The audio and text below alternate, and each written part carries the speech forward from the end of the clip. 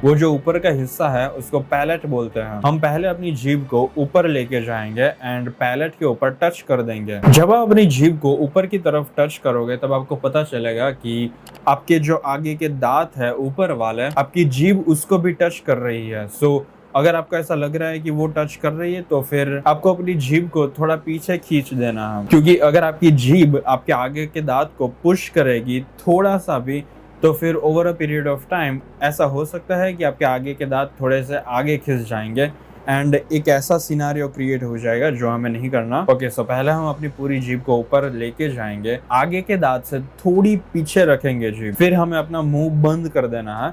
मुंह बंद in the sense हमें अपने लिप्स को बंद कर देना है। जब भी आप म्यूइंग करते हो तब आपको अपने लिप्स को ओपन नहीं करना है एंड फिर एक बटरफ्लाई बाइट क्रिएट करनी है अपने टीथ्स के बीच में। मतलब ऊपर वाला एंड नीचे वाले टीथ्स में एक इंटरेक्शन होना चाहिए एंड वो इंटरेक्शन ज्यादा स्ट्रांग नहीं होना चाहिए। आपके टीथ्स बस स्लाइटली टच करने चाहिए, या तो फिर अगर आपको थोड़ा सा प्रेस करना है तो फिर आप कर सकते हो, लेकिन ध्यान रखना ये बटरफ्लाई बाइट है एंड बटरफ्लाई बाइट में आपको पुश नहीं करना है अपनी पूरी ताकत से। हाँ, ऐसा हो सकता है कि आप जब पुश करोगे तो फिर आपके मैसेटर मसल से ज्यादा आप बाहर निकलेंगे, लेकिन अगेन जब आप पुश करते हो अपनी टीथ्स को बिना वजह तो फिर आपके टीथ्स हेल्थी नहीं रहते। पूरी चीज हम एक बार समराइज कर लेते हैं।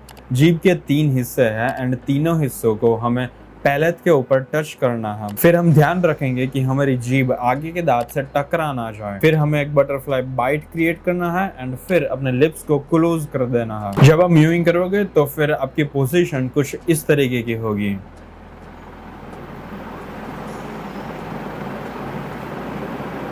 जब आपकी टंग पैलेट को टच करती है तो फिर आपका जो पैलेट होता है वो ज्यादा ऊपर जाने लगता है एंड फिर आपके जो चीक बोन्स होता है वो भी ज्यादा विजिबल होने लगेंगे एंड फिर हम मैसेटर मसल्स को भी ट्रेन करेंगे, जिसकी वजह से हमारे हॉलो चीक्स आ जाएंगे एंड हम सबको पता है कि हॉलो चीक्स चीट कोड्स है अट्रैक्टिव दिखने के लिए। छोटे बच्चों को अगर आपने ध्यान से देखा होगा तो फिर आपको पता ही होगा कि उनके जो चीक बोन्स होते हैं वो बहुत बड़े होते हैं एंड फुलर नजर आता है हम एडल्ट्स के कंपैरिजन में। उसके पीछे का रीजन ये होता है कि वो जो most of the food consume करते हैं वो सकिंग से करते हैं, क्योंकि उनके दांत नहीं होते, इसलिए जो भी वो खाते हैं या फिर जो भी वो पीते हैं वो उनको सक करके अंदर ले जाना पड़ता है। लेकिन उन लोगों के मैसेटर मसल्स बिल्कुल भी डेवलप नहीं होते क्योंकि उनके दांत नहीं है एंड क्योंकि वो च्यू नहीं कर पाते हैं। चीजें इंटरेस्टिंग।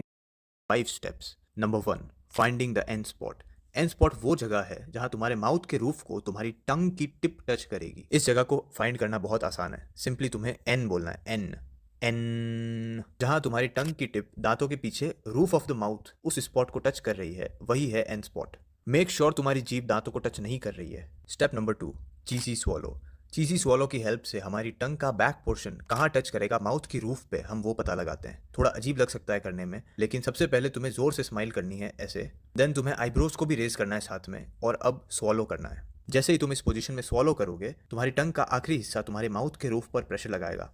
उस पोजीशन को तुम्हें याद रखना है। अब तुम्हें एंड स्पॉट और back of the tongue spot पता चल गया है। अब तुम्हें इन दोनों पोजीशंस को याद रखना है। पब्लिक में ऐसी हरकतें मत करना वरना चप्पल से मार पड़ेगी, इसीलिए तुम इन पोजीशंस को याद रख लो। Step number 3, the Mona Lisa swallow. ये सीखना जरूरी है। ये जो चीजी स्वॉलो हमने किया है सेम इसी चीज को करना है, लेकिन बिना एक्सप्रेशंस के साथ, कुछ ऐसे, बिना फेशियल मसल्स का यूज किए। That's it. Number 4, the suction hold. This is very very important. ध्यान से सुनना। अगर देखा जाए तो यही एक्चुअली म्यूइंग है। सक्शन होल्ड करना बहुत आसान है और यही सही तरीका है म्यूइंग करने का। मोनालिसा स्वॉलो करने के बाद तुम्हारी जीभ ऑलरेडी ऊपर टच कर रही होगी, लेकिन अब तुम्हें 3 से 4 बार फिर से स्वॉलो करना है उसी पोजीशन में until you create a vacuum in your mouth. This is the correct mewing position according to Dr. Mike Mew. थोड़े टाइम बाद तुम्हारे लिए ये वैक्यूम क्रिएट करना बहुत आसान हो जाएगा।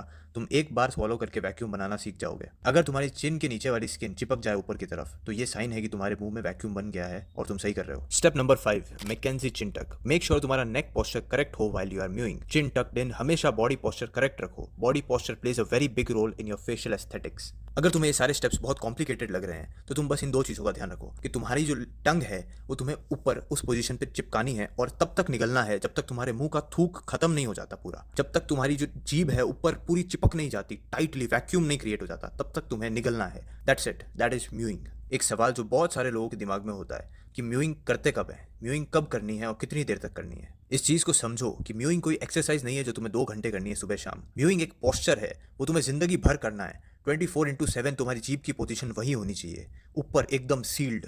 जिस तरीके से हमारी बॉडी का पोस्चर सीधा होना चाहिए हमेशा, आड़ा टेढ़ा नहीं, उसी तरह हमारा टंग का पोस्चर भी करेक्ट होना चाहिए हमेशा, आड़ा टेढ़ा नहीं। आई एम वेरी श्योर 90% लोगों का टंग पोस्चर खराब ही होगा। एंड आई नो थोड़ा मुश्किल है स्टार्टिंग में, लेकिन धीरे धीरे आदत पड़ जाती है एंड फिर सबकॉन्शियसली होने लग जाता है। सो तुम्हें आज से जिंदगी भर के लिए म्यूइंग करनी है। तुम्हें 2 से 3 महीने में रिजल्ट्स नहीं मिलेंगे, शायद 2 से 3 साल में भी ना मिले, लेकिन अगर तुम अपनी टंग को